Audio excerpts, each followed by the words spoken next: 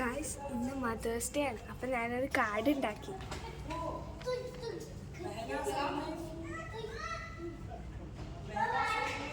പോയി കൊടുത്താലോ?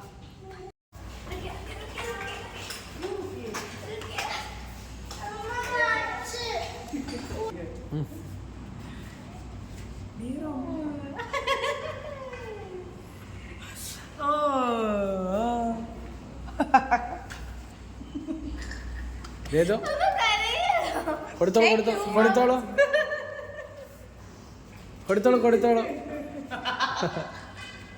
രണ്ടാ കൂടിയും കൊടുക്കൂ. വാങ്ങൂ തോന്നോ ലേലോ എന്നാ